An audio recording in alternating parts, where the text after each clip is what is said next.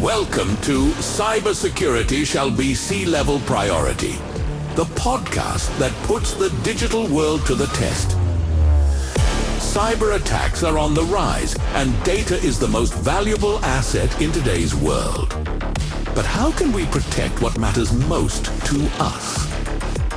Drawing on the latest insights, effective strategies, and practical tools, we'll show you how to create a more secure digital environment. Because one thing is clear: security isn't negotiable. It's a top priority. If we look at the world today as it is right now, with wars, crises, takeovers, selfishness, populism, we need protection. For a long time, it was always said, yes, no one is going to attack us. We're not that important. And the smart ones have understood, but every company is important, and every company has things that can be important to others. Not just to prevent data theft, but you also have to be secure internally. Yes, cybersecurity is such a heavy word. No, it's weighing down. So what do I do with that? You think of a hacker, you think of certain nations that have hundreds of trolls sitting there and overwhelming my servers. If I even understand at all what that is.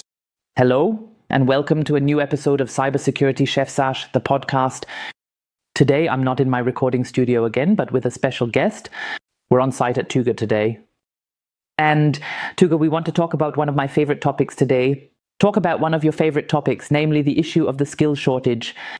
But before we get started with that, maybe for everyone who doesn't know you yet, which I don't believe, because everyone who is active on LinkedIn should know you, and here a clear recommendation: follow him because his posts really have a purpose, and it's always nice to read what you post. But enough of the Lewis bark. Just tell us briefly who you are and what you do. Thank you for kind words. My name is Toygar Cinar. I am the managing director of the company RheinWest HR Solutions, and we do everything related to HR, except labor law and working hours. And I'm glad you're here today. I'm looking forward to the conversation, and yes, the skills shortage is indeed a topic close to my heart. One could philosophize about whether it even exists or not. But let's put it this way. We won't be able to find the solution, but we can say that the skills shortage is by no means as severe as he always communicates, but we'll take the time right away. What has your experience been like? How has the market changed in recent years? I mean, we keep talking about the skills shortage. I mean, you're right at the source. Your company also advises other companies. We already talked before about how cybersecurity has become a very important topic for you. I've been doing this for 11 years now.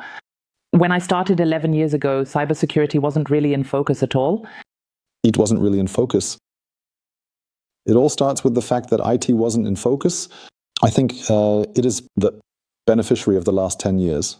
Just to strengthen its position, back then IT was in the basement, an office without windows, and the colleagues didn't understand anyone anyway. They did their thing, and they were called for printers, phones, but also for software. And what happened then, of course, is that we all moved from on-prem to the cloud. We had to take necessary security measures. We had to do a lot of things. And thanks to globalization, it's also the case that you naturally buy one or another company, and then you standardize the whole IT. That means we have one. A completely new awareness has emerged, or rather, the awareness has shifted a bit to the center of society, and the relevance of IT was recognized. Moreover, maybe one has also understood it at times, except for VW. They understand, I still don't believe it with Taliot. They haven't understood it. But first of all, IT is not a small area, and especially not cybersecurity. When we look at the world today, as you just mentioned, with wars, crises, takeovers, selfishness, populism, then we need protection. And for a long time, it was always said, yeah, no one is going to attack us. We're not that important. And the smart ones have understood that every company is important, and every company has things that can be important to others. Not just to clarify data theft, but you also have to be secure internally. And now it's also been understood that you need more than just technicians. You need awareness consultants, you need people for training. So a lot of things have unfolded. The shortage of skilled workers eventually hit us, that they said, we want to have professionals everywhere. We want professionals everywhere with experience. Of course, you don't have that. And you can, of course, cushion that by saying we can train our own people. And that's a bit of the key that people in Germany still don't want to use, to train your own people and actually be a training company in these areas. You're touching on a topic that's very close to my heart. I keep saying this in the podcast.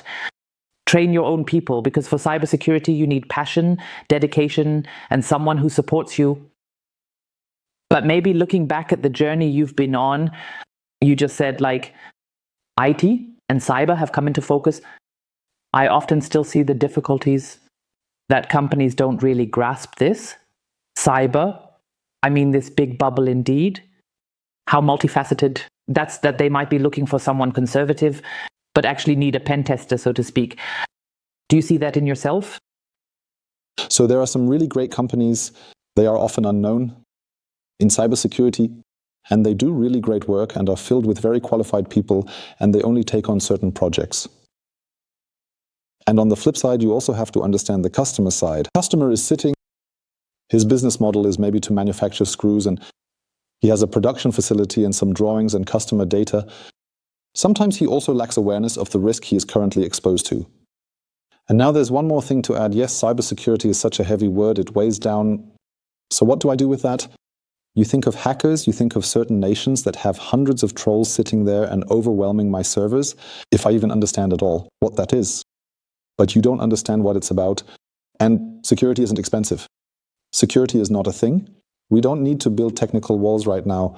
You still need a firewall, of course. You need disaster recovery. You need capable people and so on. So we first need to create this understanding. And of course, we also need to understand where there is really an increased risk.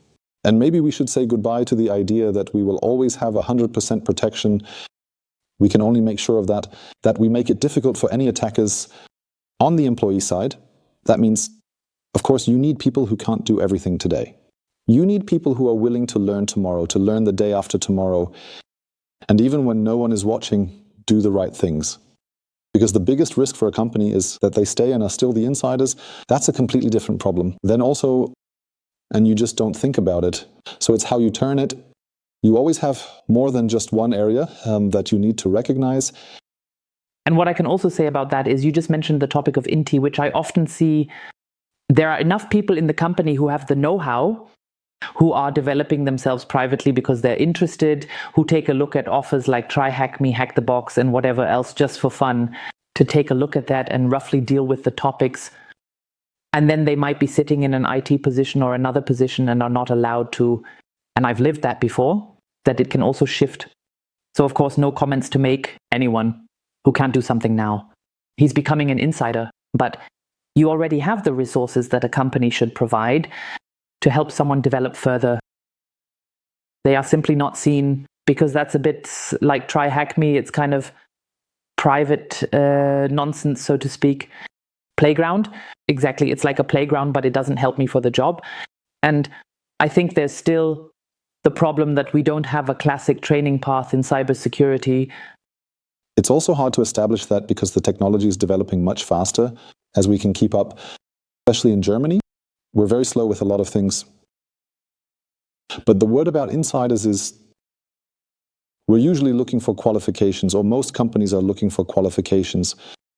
So every teacher goes home and says, oh, today we had a really good cybersecurity expert. With sensitive topics, we need to pay attention to character. We need to pay attention to personality traits. It doesn't help if someone is really super, super qualified, but has a very, very deficient character trait. The worst is, yes, a professional who knows how it works, and then also has bad character traits. He will cause much more harm than people outside. But no one indeed brings out the risk and also the passion. No one wants to take that risk that you say, we now have 10 top qualified people filtered out because they don't bring integrity, because they don't bring self-discipline. No one wants to do that. That's why contracts are outsourced or the wrong people are hired. And on the other hand, very, very important, what you're just saying, if I have the skills in the company, then I need to mobilize them. Am I mobilizing them? Frustration and disappointment build up. Each of us knows that. Everyone has experienced this at some point. A colleague is treated well at a certain point in their career. And you're sitting there saying, actually, I would have that. I already suggested it last year, or actually, I would have been much better suited for that. And if you're not careful, that's the biggest risk in your company. So an employee says, I'm going to wipe one of you out. Did you catch the trend? in management, or I don't even remember what the wording was back then, from the big companies that said, hey, we need to hire all hackers so that we can be sure. Chim.com and Deutsche Telekom. Exactly, a similar example. It keeps happening. It also comes from companies. I don't want to say whether it's good or bad. There are white hat hackers. They really draw attention to things. It's a great business model, a great negotiating position. When I say I hacked you, and be glad it was me and not someone else, and I would like 250,000 euros for the fact that this will never happen to you again, you can do that, right? But this trend is still there, not so publicly anymore. And honestly, I also know a lot of CEOs who were hackers themselves and who say, I've done that 10 times, but I never said anything and then turned it into a business model, and now I'm making money from it. You can do anything right. I actually believe that's true. Even in the cybersecurity field, especially when it comes to red teaming, blue teaming, and pen testing, there are many such individuals. But you also brought an important sentence, and I want to emphasize that again. This topic of mindset and soft skills, I see this quite often, that you keep getting approached. When it comes to job postings, or generally when you apply to a company, that there is a strong focus on the topic of technology. So especially this topic of CISO, for example. You can also share your opinion on that right away. How you do that? I often get asked about that. Hey, a CISO has to be technical. My mindset is very clear. 80% has to be your mindset and the skills. In other words, to look for the right positions within the company. I used to say I was a kindergarten teacher, but Tim is going to roast me for that, so I don't say it anymore. There is also another synergy that says, translator, in the end, you are just ultimately the one who has to work with different departments in the company, who needs to understand how certain things work, but doesn't necessarily have to have high-level technical know-how, but they know where to get it from IT or elsewhere. You can get it. And that's why I clearly say a CISO is 80% their mindset and the ability to assert themselves, as well as to look for the right positions, and 20% technical. Would you agree with that? Yes, I would agree. So it can also be 70, 30, or 90, 10. These are key positions. A CISO is, of course, responsible for his own team on one side. That's technology-oriented. On the other hand, at the C-level, you deal a lot with business partners, or in general, you have to convert the technology into human terms. Why is this important for sales? Why is security important for procurement? What data do we have? If we just stick to the overarching term data theft and data risk, why is it important that we handle our customer data?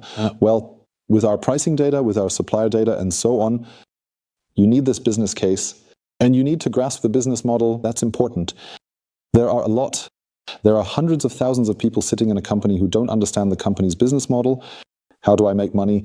Where do costs arise? Where do I have which controls? And with what things can I contribute to value creation? Most IT people, you knew a few years ago, have no idea how value creation works in a company. They say, I'm responsible for the network, but where is your place in the value chain? And how can you ensure that when you're here in the chain, that value creation happens somewhere else? Value creation in businesses is shown by costs, revenue, etc. That's why a soft skill is important. It's easy to argue with qualifications, has 10 years of professional experience. He already pointed out the mistake back then with Leonie. Yeah, then everyone says, wow, that someone like that is on the market. We'll take that right away. But in German, no one has thought about that, whether he's an asshole or not. So, what good does it do us if we really have the fully qualified skills? But when we have problems, we need to communicate with these people in teamwork and resilience. So there are about 7 or 8 soft skills that everyone should have. Among others, the ones I've listed, plus assertiveness, the ability to take criticism, and so on. We want to get along when we talk to each other. We don't just want to say, yeah, I know how the technology works here. That's what a team is for. For that, I have a head of department or a specialist or a senior. The CISO needn't do that. But the CISO should provide the team with the information and translate it where the business is currently facing security issues, or what risks can currently arise due to current topic energy. How do we need to change energy, logistics, and the supply chain that we can become self-sufficient or independent? need to understand that you don't need to understand how energy is stored. That's what you have people for. And for the past 2 or 3 years, we've been thinking about the energy supply chain because of a war at our doorstep, where people said that won't happen. Or we saw it during Corona. How should logistics work so that we all still have toilet paper? And how can we represent that digitally and in terms of data? That's what you have a team for. You don't have to do that yourself. So there needs to be a shift, and I completely agree with you. 80 or sometimes 90% are soft skills. But aren't the current job postings not counting? You're not. I don't want to settle the score. Sometimes I just get really angry, but no, they are not. So the average CISO, if we can portray him, who has grown into this role that also exists, people grow into roles because they've been in the company for so long that we say, yes, we need to give him a target role now. Otherwise, it's unfair. He grows into it and might have no idea about it. He will also profile himself with that he is well equipped technologically. But if I'm looking for a CISO today, let's say in the age range of 30 and up, I won't reach him by just listing his entire tech stack. He knows himself that this isn't the job. The job isn't about knowing the latest software every day, but the job is, what can I achieve? What risks need fending off? What level of security? How auditable is the whole thing? Do I also need to set up a governance? Do I maybe have to take over a legacy from someone who has been trying to set up governance for 6 years, and I must not change them? That burdens him much more than if I say, look, you're getting 50,000 less, but the task is complete. New governance. Make us auditable, make us secure, and then the role will grow up to where as well. People are into that. People aren't into that. When you say you have such a narrow corridor, and within that you're welcome to unfold yourself, even if you don't fit in there at all, that's why I don't like all these job postings. They are too focused on the qualifications and indeed respect the person too little. And then you console yourself with the fact that you get hundreds of unsuitable applicants because people say, oh, that's a great company. And yet, in the 100 applications, there's not a single one. I prefer to have 5 applicants and 4 of them are really great. That's enough. I agree with you. What I also see is a bit of the appreciation of the whole topic. So, especially when you talk to companies, the so-called cybersecurity, I don't want to say new because that's not the case now, that they don't have to reinvent the wheel, but they are now focusing more on these topics, who might be looking for a CISO or an ISB or whoever they want to call the role, that often someone is chosen who can't run away fast enough, or someone who just graduated from university and said, okay, now we'll take this one and train them up. I see that more often, to say, okay, yeah, someone has to do it. And now let's look for someone within the company. We talked about how it's key to take someone from within the company, but in my opinion, it's also wrong to take someone from within the company and just push the role onto them. No, that doesn't work either. So it's always a mix. If you have the people, do it with them. If you don't have them, you need to find or train them, whatever. I think a big problem is also performance management in this area, because when it comes to our own people, we always think they know everything. They know the company, they know the culture, which is always very, very good if you want it. Not everyone wants to move up into a higher role. There are specialists who say, I'm staying here. That's something that needs to be respected. There's nothing better than saying, I have a specialist for this topic. The question is, how often do I earn with the money? How often is his expertise used? On the other hand, you also need people from outside who bring in know-how and certain character traits that you simply don't have, to be a bit more critical, or maybe to have a bit more facilitation skills, But in all these things, are we experiencing that companies have a lot of difficulties managing and recognizing performance in this area, but you can also do that very easily. Speaking spontaneously, the normal company, I would say 500 to 1,000 employees, have absolutely no idea where the differences lie between a good cybersecurity expert if they were to train one, let alone that they don't even know how to train and develop him. And what problems and tasks should you let him tackle? But where is his performance? So, is it security? There isn't a state of being safe or not safe. Some companies wish for that. Like a traffic light, you can say, hey, I'm sure now. No. We also had that in the area of data at the beginning of the pandemic with data engineers. There are data engineers who have been working on the same product for years and haven't found any errors. That means they're doing their job well. The manager says, you haven't found any errors. You're not anything. If there are no errors, we're looking for stability. In the data, just like with data scientists, when you say, but you have to drive revenue.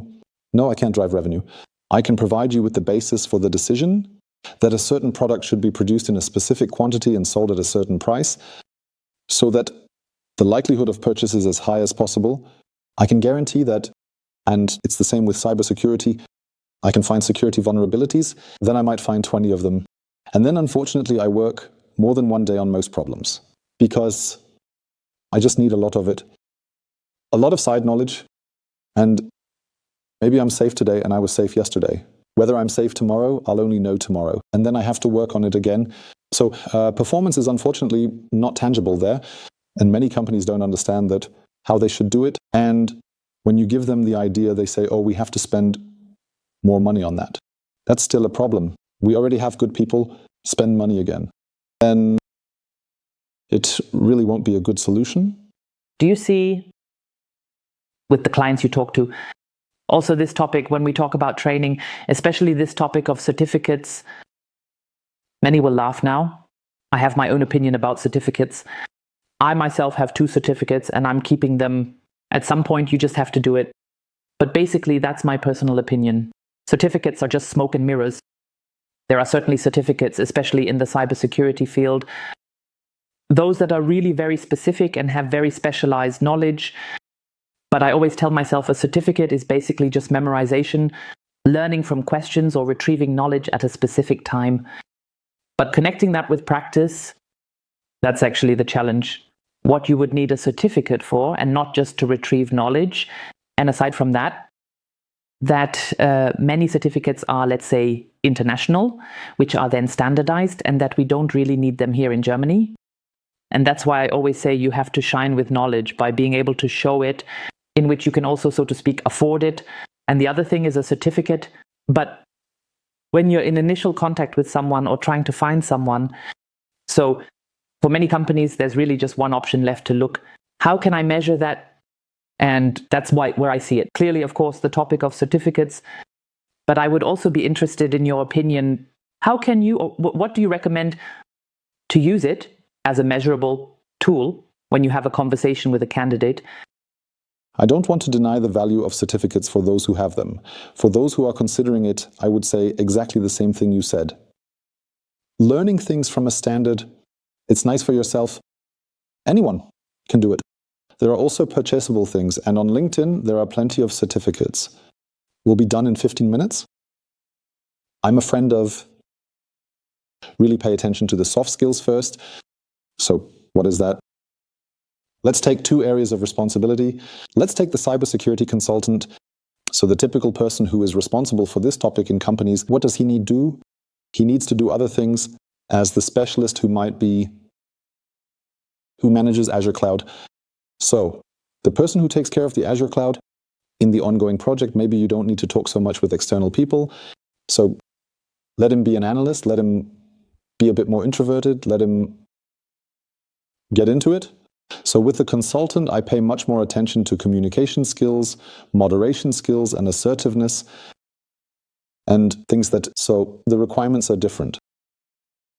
I need to measure that.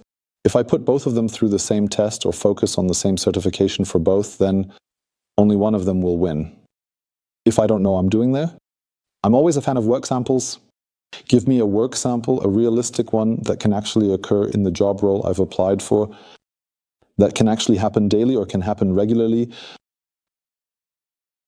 If I'm in incident response, then but please don't analyze a contract or something like that. That's not for me. Please give me an incident response task. But if I'm supposed to be a consultant and you want to test my skills, then go ahead. The average issues faced by your last 5 clients that keep coming up in your target group. And let me prepare a pitch because I'm a consultant. I really like that. Then I also see live conditions. Then I can also participate as a customer. Then we have a role play or something like that. we're already getting a sense of it. But if I look at certificates and say, Nico, you are 2 certificates short, and the one thing you bring with you, we don't need that, then I can't punish you for that you have furthered your education, not a reason for decision. You are speaking directly from my heart, because I remember my past in an assessment center. In my early years, I wanted to become an SAP consultant, because back then cybersecurity was my passion, but it wasn't very successful in Germany. You can say that quite clearly. And I was asked the question in such an assessment, Mr. Werner, can you tell me how many highway kilometers there are in Germany? I thought about that question for 2 minutes until she finally answered. What does that have to do with my job? I was like that. In quotation marks, blinded at that moment, I came up with 1,000 ideas and 1,000 solutions, because you want to show that you are the right one. And in that moment, I just thought to myself, yeah, this is the wrong company for me. I understood the goal behind it afterwards. They just wanted to know how I analyze, how I approach the topic, how I think, and so on and so forth. But I see that quite often too. Just what you mentioned, when it comes to doing a work sample, then there are some strange role-playing games, or do this, do that, which has nothing to do with your job. I once had a situation, especially in the consulting field, where I said, for me, for example, it is also stress-resistant, important. And I gave the candidate the task just 2 days beforehand. You could say I was mean and put him under stress, but that was exactly my goal. And I didn't want to see whether he could do it or not, but I wanted to see how he deals with that stress. How did he handle it? Very good. So he came to me honestly and said, look, Nico, I'm not going to make it because I have a problem with that. That's too short notice and so on. He then suggested solutions, what else he can do. And that's what I found important. It's not about dropping everything and saying, hey, I'm now doing everything with the mindset of I'm going to do whatever my boss wants. I don't need a robot. I need someone who can think and make their own decisions. And especially in the consulting field, I find it important time and again. You often find yourself as a lone fighter. And it cannot be that as a boss, I always have to shake their hand and say, you can do that now. You shouldn't do that. But he should be able to decide independently. And in the end, I can maybe support him, or that's also my duty as a boss to support him. But he has to be able to do that. And I always thought that was really good back then. He stood up. He thought about it. He also communicated openly and honestly right away. And I found that much, much more important than the final work result he delivered as a presentation. Yes, I think that's great. Just because you have the same clients. As a consultant, I would say it doesn't matter what number of clients. One is nice and the other might be stressed. Then you also deal with IT on the other side with your clients. Some see you as a competitor. Some don't. You have to be an absolute people person, and it's not about that. Whether AWS or Azure is good or whether the recovery file is good, but it's primarily about that we understand other. On a human level, it's a nose business. I keep saying that. If that's true, then we can work on everything. And then you also have to be resilient and stress resistant, that you say, hey, look, we see this as ABCD in that order.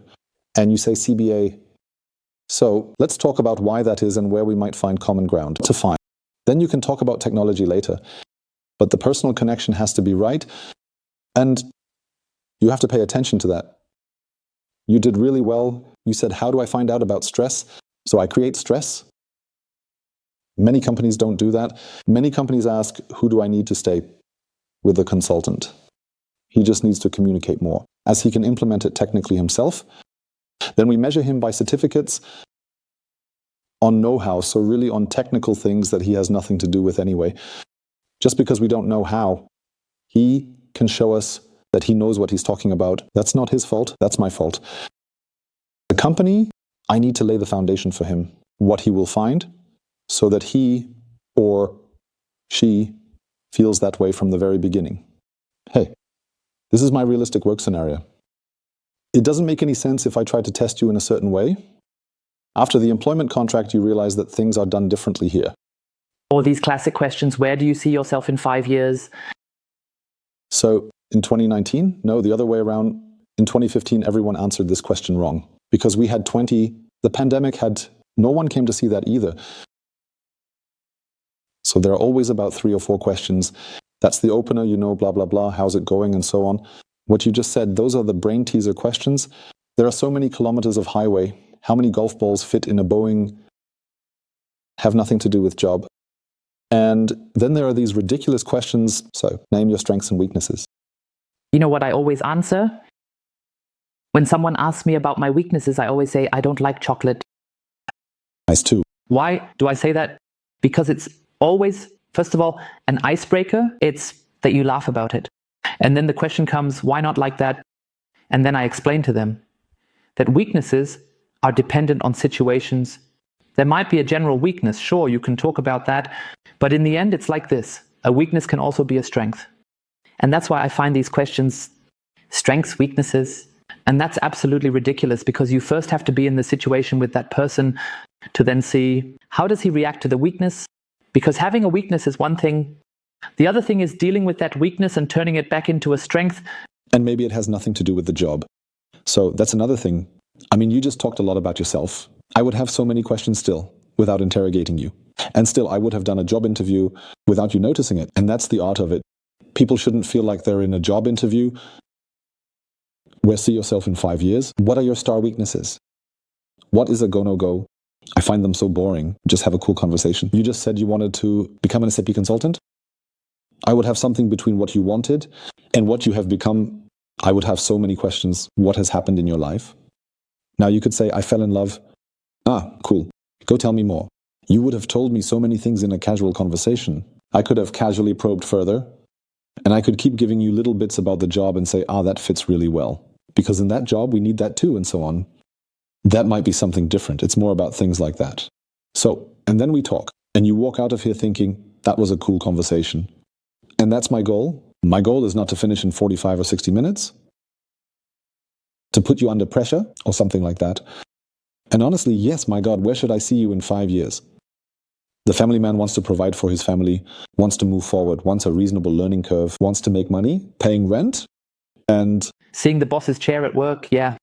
When he's at work, he just wants to do his job well. So, what should he want? I think there's also a bit of this theme that I've noticed myself, that there's also a bit of this prejudice in my generation. Those are all like people, they love work-life balance. Yeah, millennials. Yeah, where everyone somehow wants work-life balance and doesn't really want to work anymore. And I'm, for example, one of those people some teacher would probably scream and say, Nico, you can't say that. When I go to a job interview for consulting with someone, I make it very clear to them, look, I'm a family man myself, and I can tell you there's no such thing as a 40-hour work week. It's just like that. I care as a boss. To the best of my knowledge and belief, that's how it happens. But ultimately, we in consulting are always dependent on the client. If the customer need help, especially with something like incident response, I can't just hang up the phone and say, by the way, it's after hours now, and that's it. And I think it's fair to pass that on to someone.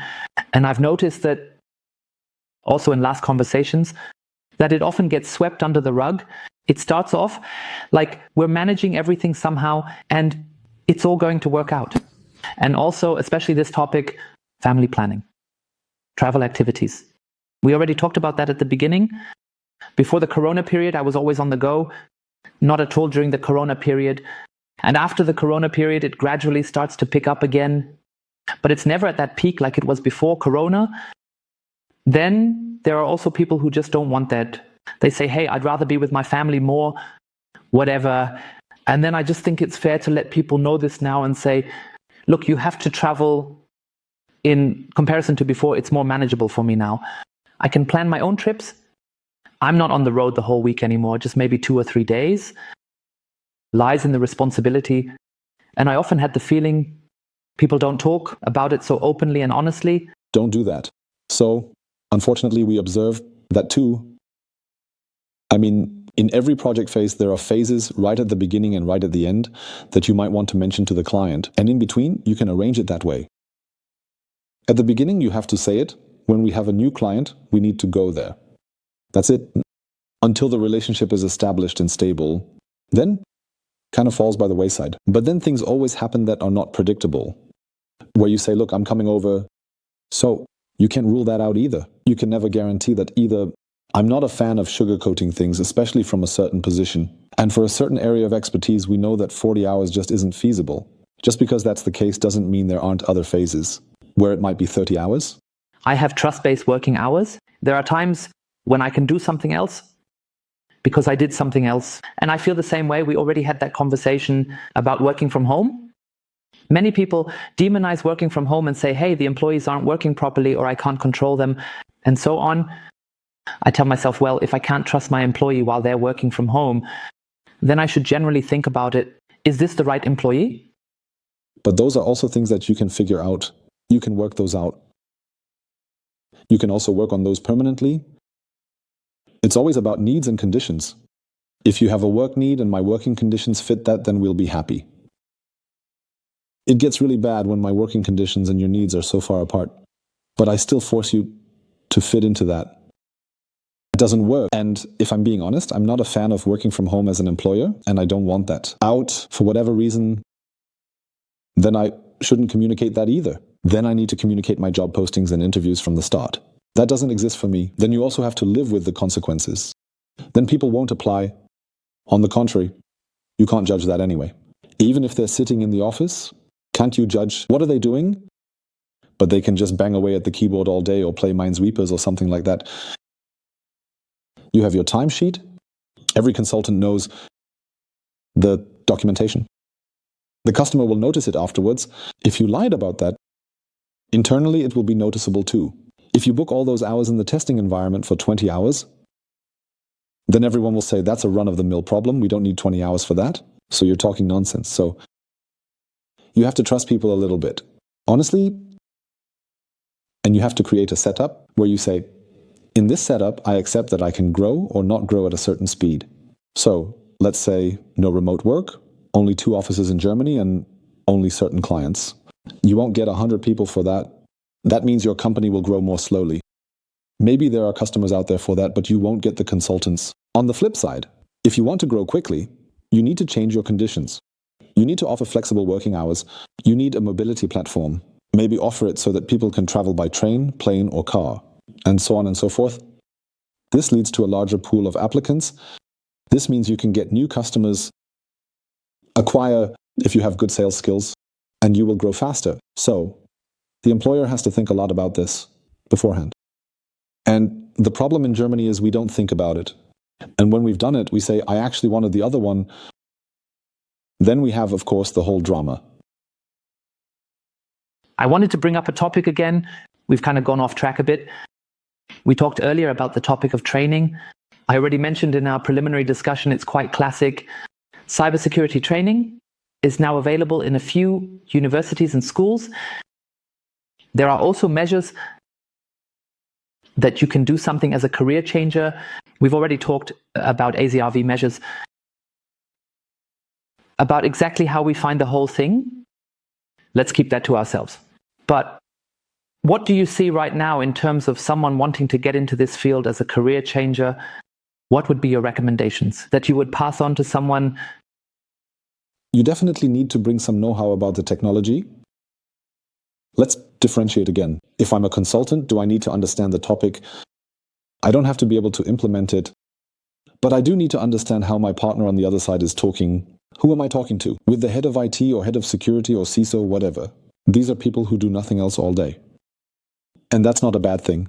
If they know that I have less knowledge, but they should never feel I don't understand them. So I need to be able to understand those people. And if I have this understanding, then I have to think about it. About everything you've listed. We don't work 40 hours. We also need to travel around a bit. There can also be a spontaneous attack or a lot of things. If my life fits with it and I like this work environment and my learning curve is still steep, then I can of course apply.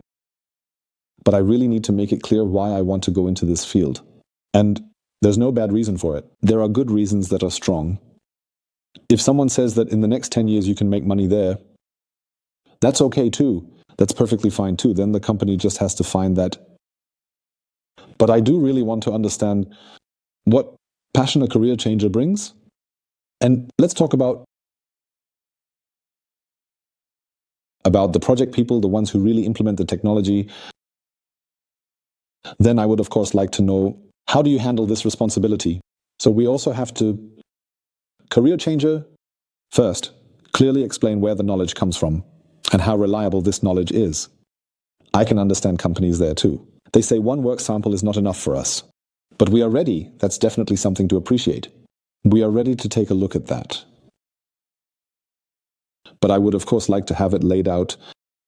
How do you handle this power of discovering security vulnerabilities? Or you ensure security, and so on. And if you can communicate that well, really, if you can communicate that well, if you can back that up with your own motivation and your own intention, you could, for example, say, I am an intern person. I don't want the company to suffer just because of measures. The ones I can avoid and so on and so forth, then you can create a good story from that. Of course, you have to prove yourself a bit more in this area because you're dealing with absolute processes. Plus, nerds. That's another thing. But if you find your place there and say, I've also created a bit of value here, or create a bit more value so that the company can move forward, then that's usually enough. So we experience this every day that we find here and there, not many, but here and there regularly. Career changers find who can also demonstrate that they bring the know-how and also bring in a fresh perspective, because they simply come from a field where the IT people say, hey, that's a really cool perspective that he brought in. We really didn't have that on our radar at all. And then it can become a good story. Do you see it that way often? Isn't the fight for talents also being launched?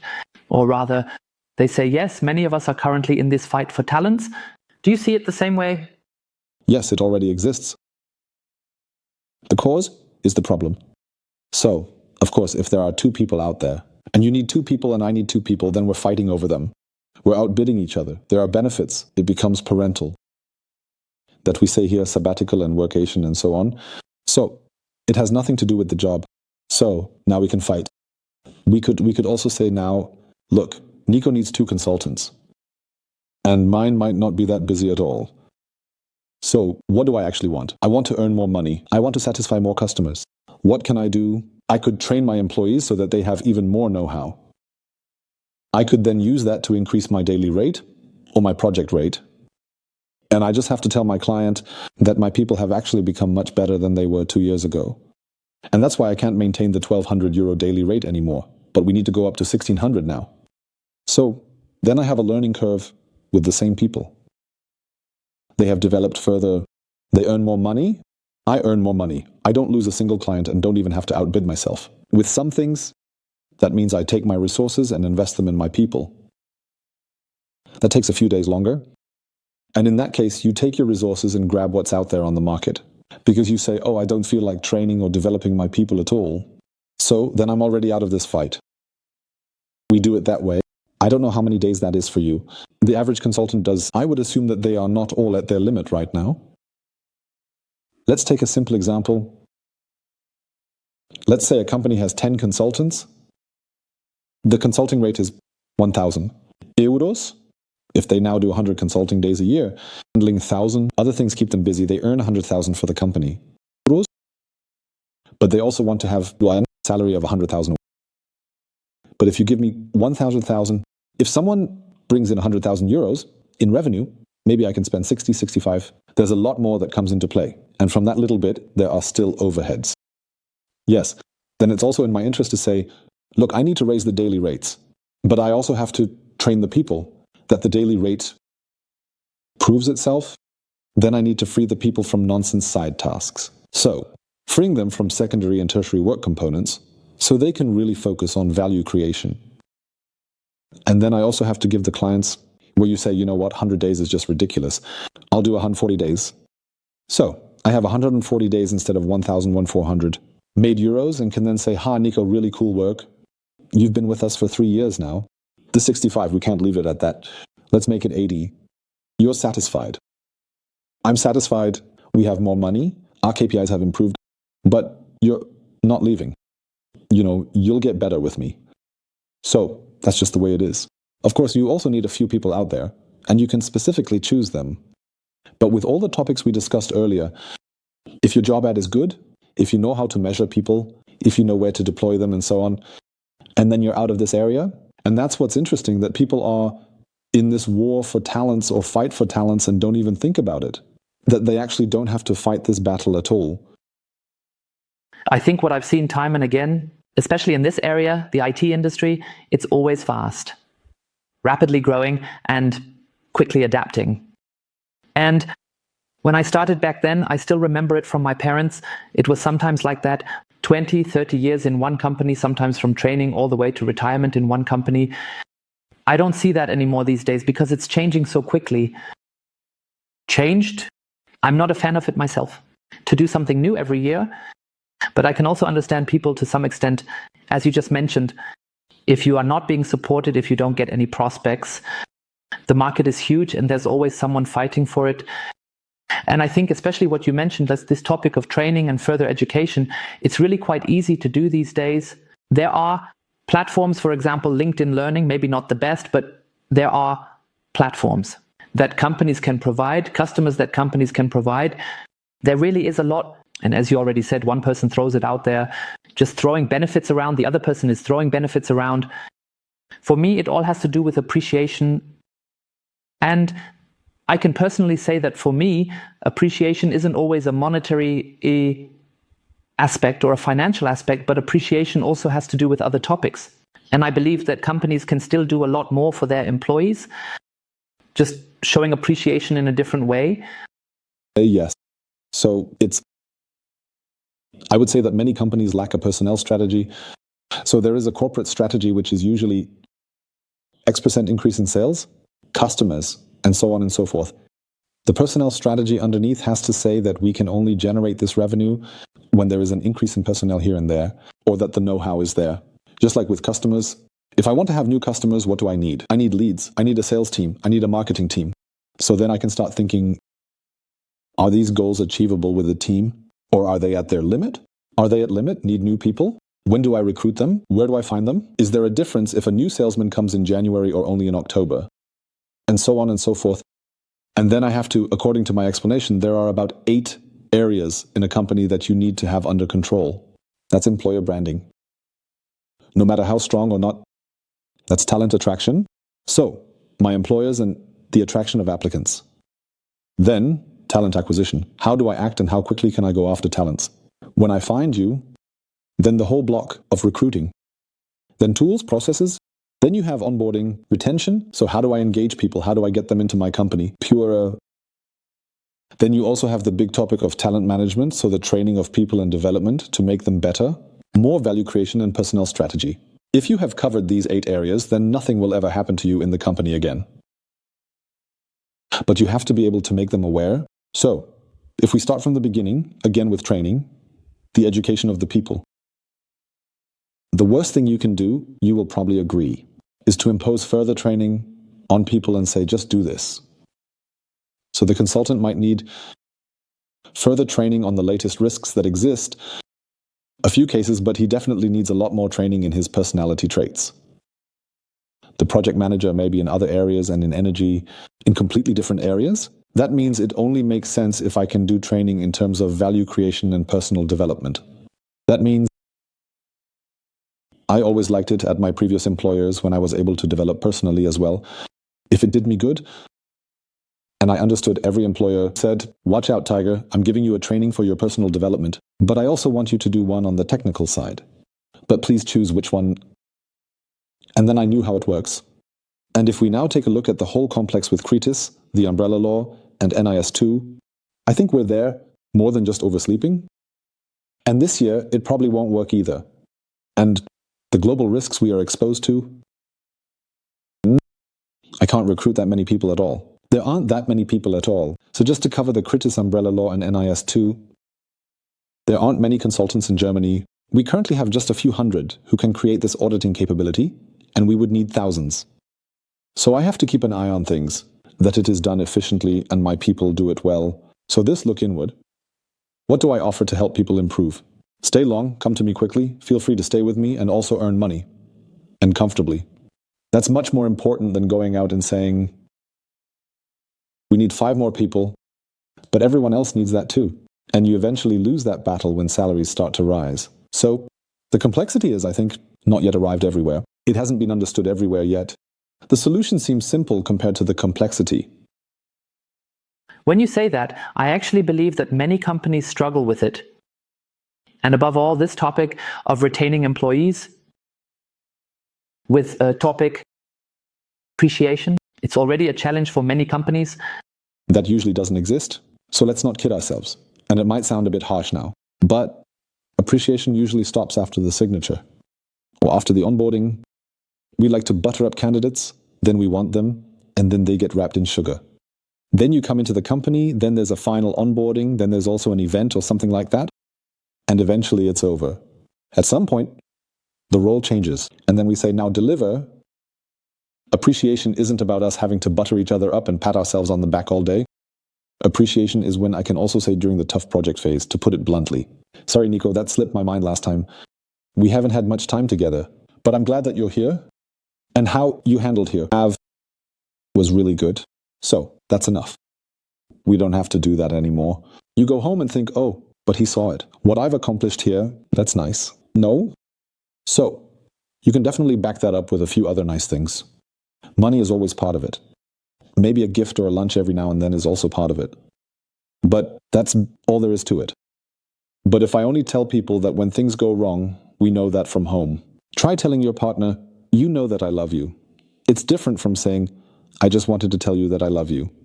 When I say that to my wife, you know that I love you, I know what happens. Yes, but it's like this. People all function the same way in that regard. So this, you already know, is, yeah, I know, but I wouldn't even have it. Still belongs. And I'm 45, so when I hear from my clients, Dad, I love you, it warms my heart. Yeah, because if my son were to say, Dad, yeah, I know, but still, just tell me. And it's the same at work. It's now, we don't buy people. So many employers forget that those who believe, many forget, you may have 100, 200, 500,000. You can pay 100, 200, 500,000 euros in salary, but the people don't belong to you. It's not like you're enslaving people for the money. And tell them honestly, I'm glad you're here. You did a great job. It was a great performance this year.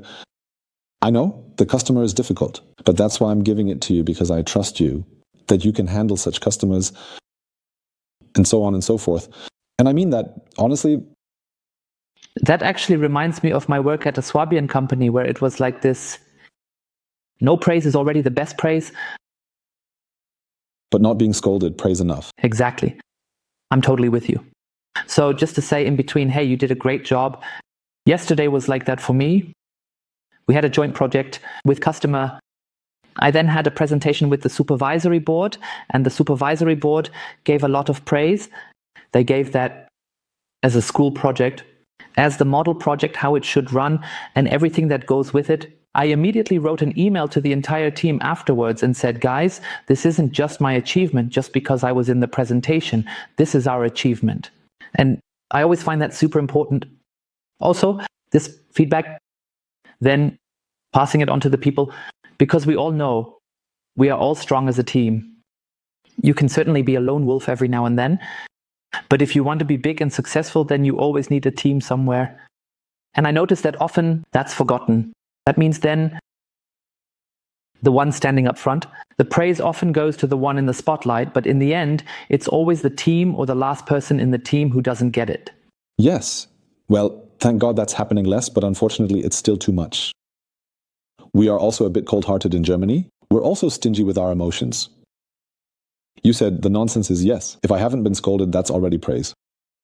My dad was like that too. A completely different generation. My dad was the typical one. I graduated from high school. Then he says to me, why should I be happy? You want to study? So you have to finish high school? It's not a big deal. He didn't do anything unfair to me, but I would have wished for something different, simply. And that's just it. We always forget that emotions also have their place in this working relationship. You don't have to overdo it. It has to fit together at the end of the day. So if someone is always just tough and communicates in a very reduced way, we don't really believe that they would ever say, great, and I love you all, and you are the best, and so on. It has to be that way, that it fits the people and also matches the leadership style, but it has to exist. If we look to the future now, I mean, you've already experienced a lot. You just said a lot is happening with you, especially regarding the topic of security. Where do you see the market? Now I'll ask the question to, so to speak, the other side. Where do you see the market in 5 years? So the German market is far from reaching its peak and prime. And I don't want to make it macroeconomic, but it has to. So, we have the federal elections this year, we have a new president in America, we still have a war or several wars. So, the situation we have this year, unprecedented like it, so many uncertainties and so much insecurity. So, now it's happening. There are many scenarios, I don't even want to list them, but let's say the election determines the stability of the country. And people have been talking about it ever since they found out that Trump is the president, of tariffs and trade wars, and so on. I believe that the area of cyber, or generally in IT, that the topic of security itself is by no means at its peak yet. By no means is it everywhere yet. The acceptance and urgency that it needs, it's an absolute growth market. Absolutely. The demand for people is enormous. So it's one of the areas where AI supports but is in the foreground. But just to jump in again, because I think it's an important topic, the demand is enormous. Do you think we can address that through education? We can cover a large part of it, not everything. So we also need immigration, no question about it. Or companies like yours that simply recruit abroad and say, well, then we'll just set up a foreign entity. We need to work a bit more diversely, but we will be able to fully leverage the value creation when we have the people, when we train and further educate them. But that has to be an in-house thing. We're really talking about individual things. We're not talking about certificates or a customer that we buy for $99, but really practical examples from reality. The Thomas Meyer Metal Processing Company, 1,750 people doing contract manufacturing for a screw manufacturer. So that's the case. The case is not that we are all like VW, because there aren't that many VWs, thankfully. But there are plenty of Thomas Meyers and Karl-Heinz Müllers. I don't know. Injection molding. So if the system is hacked, in German that means a whole region might have a huge problem. And that's the case we need to work on. And in such cases, we need to further educate the people. The demand for personnel is there. As I said, the vertical value creation density definitely needs to be increased, and it will be increased. And we need to prepare for a much, much faster change. I think these risks that we all have in cybersecurity, but also the speed of transformation, I don't think everyone is aware yet what all is out there. Just to give a small example. There was the pandemic, then it was about the supply chain, logistics, toilet paper, and new customers. Do you remember? The pandemic was over, and the same thing started again. Energy. Where do we store energy? Where do we get it from? In what way? For 50 years, no one has tackled this. And today we're thinking about it. Wait a minute, we need energy from multiple cycles. We need to store it, provide, and funny enough, we can't really plan the weather. So how much gas do we need? How much electricity do we still need? And that comes in shorter intervals. And when we also have completely different things like a car. And what do I know? What other industries we have in Germany? We will also have to adjust to the fact that much bigger challenges are coming at shorter intervals. And then everything falls on the person. You need a team that is super agile and even looks forward to it and says, yes, another new problem again. We're tackling this together now. You don't need a team that says, we haven't done that for 30 years. That's not our topic right now because you want to make money and you want to keep the people. So you have to set your people up in a way that they really want to tackle these problems. It won't work other way. So I found that to be a really exciting conversation. I think for everyone who is definitely interested now, it's great to also take in your expertise. Feel free to reach out to him or follow him on LinkedIn. I think the topics we discussed today, especially in depth, were super interesting. Also for many people who might be thinking about one thing or another right now. Maybe even some bosses are thinking, actually what he's saying is completely right. Because we talked about that earlier too. The ability to take criticism is unfortunately something we don't do very well in Germany. But I think everyone needs to question themselves at some point. Is this right what I'm doing here? Or can I also learn from others? And with that, I would like to thank you for your time. I really enjoyed it. So I would say that's it for this episode of Cybersecurity Chefsache. We'll see each other next time. Thank you much.